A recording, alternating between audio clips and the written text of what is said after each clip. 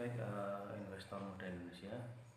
Hari ini saya akan menjelaskan bagian dari laporan keuangan, yaitu laporan laba rugi. Laporan laba rugi itu di situ kita akan melihat kinerja secara detail, secara langsung tentang kinerja perusahaan baik itu kuartal maupun tahunan. Nah, di laporan laba rugi tersebut kita akan melihat paling tidak sebenarnya perusahaan bisa melakukan apa sih dalam setahun ini, khususnya dari sisi penjualan dan bagaimana perusahaan bisa mendapatkan laba dari penjualan tersebut. Baik, nah kita masuk ke laporan keuangan, khususnya di laporan laba rugi. Laporan keuangan bagian laba rugi ini kita akan melihat bagaimana sih sebenarnya perusahaan tersebut bisa mendapatkan laba dalam satu tahunnya. Di sini kita langsung melihat kinerja secara langsung, kinerja khususnya dari penjualannya. Saya contohkan untuk Unilever. Unilever ini yang pertama ini adalah laporan keuangan di akhir tahun 2018 dan angka-angka yang di sini adalah angka-angka dalam jutaan rupiah. Berarti kalau ini 41,8 juta itu dijutakan berarti 41,8 triliun. Nah, di sini di laporan laba rugi ini kita tidak akan mendapatkan banyak informasi kalau hanya melihat dalam satu tahun. Contoh hanya melihat tahun 2018 itu penjualannya 41,8 triliun. Terus kenapa gitu? Maka harus dibandingkan dengan yang sebelumnya. 2017 penjualannya adalah 41,2 triliun, ke 2018 41,8 triliun. Ada kenaikan. Nah, berarti melihat 2 tahun kita langsung bisa memberikan kesimpulan bahwa Unilever itu penjualannya itu naik dari 2017 ke 2018. Nah, untuk melihat detailnya, penjualannya seperti apa saja itu di sini di catatan 2,2O dan 23. Saya bukakan yang catatan 23. Nah, di catatan 23 ini terlihat bahwa Unilever penjualannya itu yang naik itu penjualan dalam negerinya. Terlihat penjualan dalam negerinya 2017 itu 38,7, sedangkan 2018 39,4 triliun. Untuk ekspornya malah turun. Jadi kenaikan-kenaikan yang ada di penjualan itu karena kenaikan dari penjualan dalam negeri. Seperti itu. Tadi saya jelaskan tentang Unilever di mana penjualannya meningkat dari tahun 2017 ke tahun 2018. Saya contohkan lagi untuk Ultra Jaya. Ultra Jaya penjualannya dari 4 triliun ke 5 triliun. Lumayan besar kenaikannya. Persennya pasti tinggi. Ini Astra Autopart ternyata malah dari 13 triliun ke 15 triliun. Ini kenaikannya luar biasa banyak ini. Nah, saya contohkan beberapa perusahaan ini juga sama Mayora, ada HMSP juga, lalu ada Kino. Nah, ini intinya di sini bahwa perusahaan-perusahaan yang bagus itu penjualannya harus ada kenaikan per tahunnya. Nah, kenaikannya berapa? Kenaikannya rata-rata, kita buat rata-rata karena tidak mungkin perusahaan itu akan naik terus selama jangka waktu yang panjang dengan memangnya di atas 5%, terus enggak. Tapi rata-rata itu kenaikannya adalah 5%. 5% itu sudah cukup. Nah, ini menandakan apa? Menandakan bahwa perusahaan-perusahaan seperti ini, seperti Kino, seperti HMSP, Mayora, Auto, ini adalah perusahaan-perusahaan yang durabilitasnya tinggi. Maksudnya apa? Ini perusahaan yang produknya itu disukai masyarakat. faktanya di mana? Perusahaan yang disukai masyarakat itu pasti perusahaan yang pendapatan bersihnya selalu naik. Ini menjadi salah satu kriteria pertama. Jadi kriteria pertama mencari perusahaan yang bagus itu cari pendapatan bersihnya yang selalu naik gitu. Selalu naik rata-rata 5%. Syaratnya seperti itu. Akan saya contohkan tentang kinerja biar kita tahu growth-nya itu berapa sih sebenarnya. Baik, caranya ini dikurangi tahun sebelumnya lalu dibagi tahun 2017, hasilnya growth-nya ini terlihat. Nah, langsung terlihat di sini UNVR growth-nya, pertumbuhan penjualannya itu hanya 1,4%. Sedangkan Ultra Jaya bisa 12%, Auto 13%, Mayora 15%, HMSP 7% dan Kino 16%. Nah, yang jadi pertanyaan kita adalah apakah Kino itu lebih baik daripada Unilever yang kinerjanya Kino pertumbuhannya di 16%, sedangkan Unilever itu di 1,4%? Belum tentu.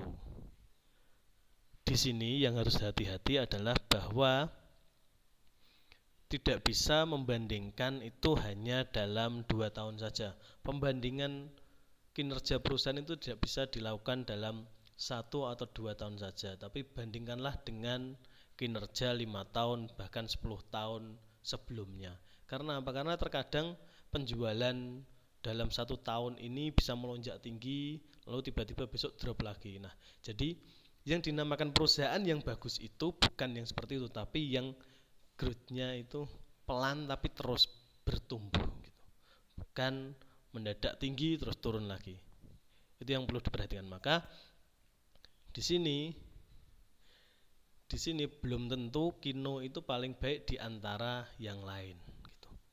Jadi harus ada data yang lebih panjang, ya minimal 5 tahun lah. Berarti momennya 2018, dari mulai tahun 2013 sampai 18 rata-rata growth-nya berapa sih gitu.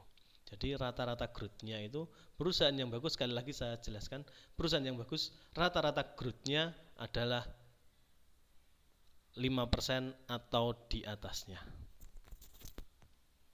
Jadi setelah penjelasan tentang penjualan, maka yang kedua yang juga penting di laporan laba rugi adalah beban pokok penjualan. Beban pokok penjualan itu apa sih? Ini beban atau biaya-biaya yang dikeluarkan untuk bisa menghasilkan produk. Contoh umpamanya produsen teh, maka ya yang dinamakan beban pokok penjualan itu ya bahan baku seperti kemasan, pucuk tehnya, airnya, gula yang dipakai, dan biaya tidak langsung seperti biaya penyusunan pabrik. Nah, kita contohkan dulu saja. Di Kino itu apa saja sih beban pokok penjualan? Nah, cara melihatnya di mana di sini? Kita lihat catatannya, catatan nomor 26. Kita cari saja di bawah. Catatan 26.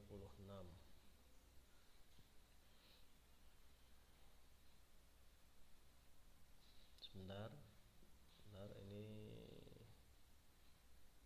Oke, nomor 22.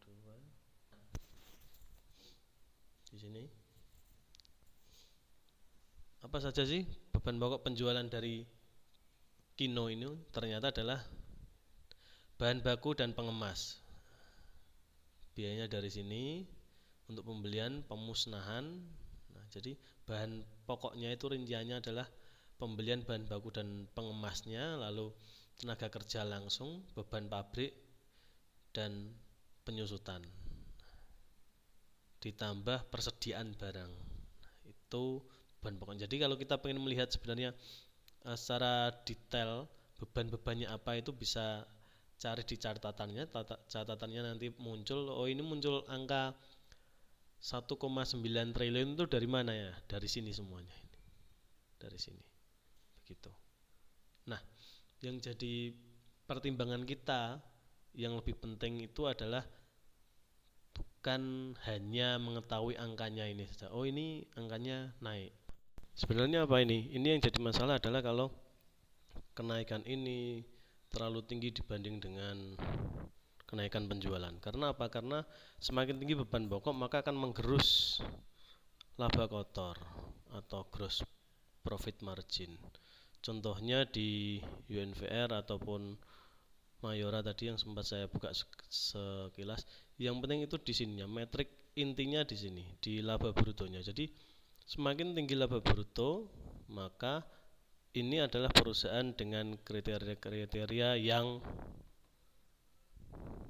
bagus. Jadi semakin tinggi laba bruto semakin bagus. Karena apa? Karena nanti akan kita comparekan dengan penjualan bersih. Jadi laba bruto dibandingkan penjualan bersih berapa sih gitu.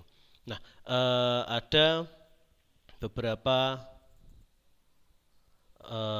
beberapa ahli yang bilang itu kalau laba bruto semakin tinggi maka semakin baguslah perusahaan gitu. Caranya gimana? Caranya kita membandingkan namanya nanti gross profit margin, itu membandingkan antara laba bruto ini dengan penjualan saat ini.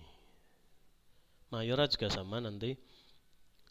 Nah, ini dibanding dengan di sini. Nah, dinamakan perusahaan yang bagus itu bila laba brutonya itu bisa lebih tinggi dari 35%.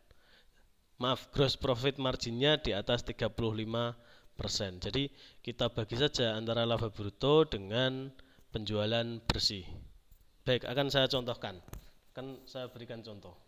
Nah, baik, saya contohkan di sini di Mayora laba brutonya 6,3 triliun, penjualan bersihnya 24,06.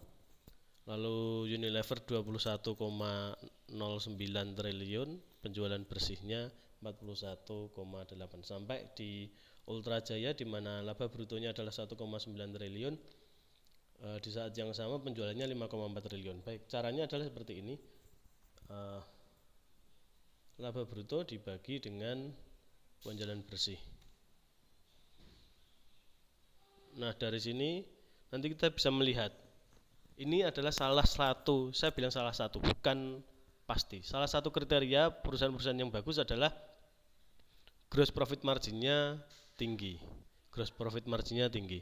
Jadi semakin tinggi semakin bagus. Tadi saya sempat bilang bahwa gross profit margin itu sebaiknya di atas 35%, meskipun itu tidak saklek ya. Anda bisa boleh di bawahnya, tapi kita cari yang nanti metrik-metrik yang lain yang saya akan jelaskan di video mendatang yang lebih detail tentang banyak metrik-metriknya. Tapi di sini kita bisa, di sini Unilever yang bisa mendapatkan gross profit margin tertinggi. Nah, gross profit margin ini menandakan bahwa semakin tinggi perusahaan maka perusahaan itu bisa menetapkan harga secara sendiri, bukan karena mengikut atau mengekor perusahaan lain, tapi dia sebagai pembuat harga, bukan sebagai pengikut. Jadi semakin tinggi ini semakin bagus gitu. Nah, jadi salah satu cara menemukan perusahaan yang bagus adalah carilah perusahaan dengan gross profit margin yang tinggi. Nah, selanjutnya di bawah laba bruto ini ada beban-beban pemasaran.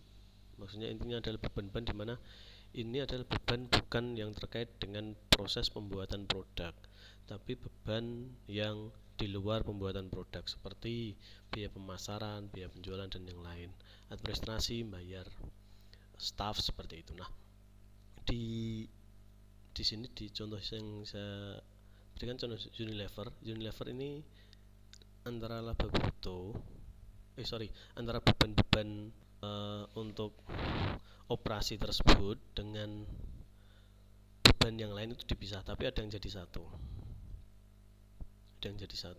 Contoh, nah ini contoh jadi satu. Jadi beban hubungan di sini ada beban untuk penjualan dan administrasi yang saya contohkan tadi, lalu di bawahnya ada yang lain. Ini juga. Jadi nanti punyanya sebentar ini sama. Menurut saya nyaman di sini di Unilever. Kenapa? Karena kita bisa tahu laba usaha yang didapat Unilever itu berapa sih di luar dari hutang yang dipunyai oleh Unilever, di luar biaya keuangan, biaya pembayaran hutang ke perusahaan, ke bank yang harus dibayarkan oleh perusahaan tersebut itu dari 20. Mengapa laba bruto tadi penting? Yang sudah saya bahas sebelumnya, karena ini akan memunculkan angka ini. Jadi semakin tinggi ini, maka beban pemasaran dan penjualan itu kalau juga ikut tinggi jadi bermasalah. Jadi perusahaan tersebut sebisa mungkin laba brutonya itu yang tinggi, bebannya itu naiknya tidak setinggi dari laba bruto. Jadi beban pemasarannya juga ikut, persentasenya juga ikut naik tinggi. Buat apa adanya kenaikan penjualan bersih? Begitu. Jadi adanya kenaikan penjualan bersih itu jangan terus dipandang bahwa itu pasti bagus, bukan. Intinya adalah dengan penjualan bersih yang meningkat itu, apakah nanti beban-beban di luar beban HPP ini juga akan meningkat? Kalau peningkatannya lebih tinggi daripada peningkatan penjualan beban-beban ini, maka akan tidak jadi gambaran yang bagus buat perusahaan. Karena apa? Karena nantinya ini kalau semakin besar, beban-beban ini semakin besar di saat penjualan bersih juga naik tinggi, buat apa kita? Gampangnya kita ngoyo buat penjualan yang lebih tinggi, tapi beban-beban untuk pemasaran juga menjadi lebih tinggi. Itu jadi suatu hal yang agak aneh menurut saya. Jadi karena beban-beban ini berpengaruh terhadap laba bruto, maka kenaikan dari penjualan bersih masuk ke laba bruto itu sebisa mungkin tidak diiringi dengan kenaikan. Kenapa saya lebih nyaman dengan membaca seperti ini? Karena untuk contoh ya, untuk HMSP kita nggak tahu sebenarnya beban penjualan dan beban umum administrasi itu seberapa totalnya. Kita kan harus mengurangi sendiri. Kalau untuk ini contoh ya, ini berarti kan 2 triliun dikurangi 6 triliun, berarti 19 triliun. Nah kalau di Unilever kan kita nggak harus baca, kita nggak harus ngitung sendiri, tapi dihitungkan. Meskipun ya nggak susah, tapi lebih nyaman kan seperti ini. Jadi kita langsung melihat, oh oke, masih 12 triliun. Nah selanjutnya masuk ke biaya-biaya yang saya fokuskan di biaya keuangan ini. Biaya keuangan. Saya mencontoh ini pakai HMSP saja. Ini yang dikeluarkan oleh perusahaan terkait dengan hutang jadi semakin tinggi biaya keuangan di sini, maka mengindikasikan ada indikasi bahwa perusahaan tersebut banyak hutangnya. Nah, kalau perusahaan tersebut banyak hutangnya, apa yang terjadi? Yang terjadi adalah apa yang lakukan oleh untuk mendapatkan keuntungan menjadi sia-sia karena biaya keuangannya yang tinggi. Contoh, biaya keuangan untuk HMSP dari laba kotor 25 triliun dikurangi beban ini jadi 19 triliun. Biaya keuangannya hanya berapa? Biaya keuangannya hanya 30 miliar. Sangat jauh, kecil. Nah, ini yang menyenangkan. Ini yang menjadi salah satu penciri dari perusahaan yang bagus adalah di mana di mana hutangnya itu tidak terlalu besar dan akhirnya tidak membebani perusahaan. Kalau hutangnya tidak membebani perusahaan, maka juga menjadi semakin tinggi. Kalau labanya semakin tinggi, apa yang kita dapat? Yang kita dapat dari laba yang semakin tinggi, maka itu akan semakin menguntungkan investor dibanding kalau biaya keuangan yang tinggi. Kalau biaya keuangan yang tinggi, apa yang didapat oleh investor? Karena laba kotor yang didapat oleh perusahaan akhirnya nanti banyak yang masuk ke bank. Jadi memperkaya bank, bukan memperkaya kita. Terus ngapain kita susah-susah berinvestasi di perusahaan tersebut? Jadi dari sini nih berarti kan adalah beban penjualan dan beban umum administrasi ini sebisa mungkin tidak mengikuti trennya penjualan bersih. Maksudnya adalah kalau penjualan bersih naiknya 20%, maka beban penjualan dan beban umum administrasi tersebut juga jangan naik 20% gitu. Karena apa? Karena beban penjualannya naik tinggi di penjualan bersih, akhirnya beban penjualan dan beban umum administrasinya juga naik tinggi. Ngapain? Kan jadi agak aneh. Di samping itu yang perlu diperhatikan lagi adalah biaya keuangan. Semakin kecil keuangan ini menandakan bahwa perusahaan itu perusahaan yang tidak terlalu mementingkan atau tidak terlalu punya hutang yang besar. Ini yang menguntungkan karena jadi laba sebelum pajak, sebelum negara ngasih pajak itu sebenarnya pendapatan HMSP berapa sih? Pendapatan HMSP sebelum pajak adalah 17 triliun gitu. Nah ini langsung terlihat meningkat. Oh iya meningkat. Oke, berarti semakin bagus dong. Nah di sini nanti akhirnya di laporan laba rugi ini, setelah sampai di sini beban pajak, kita nggak bisa apa-apa dengan pajak. Yang bisa kita lakukan langsung mencari di bawahnya. Sebenarnya dari yang dilakukan oleh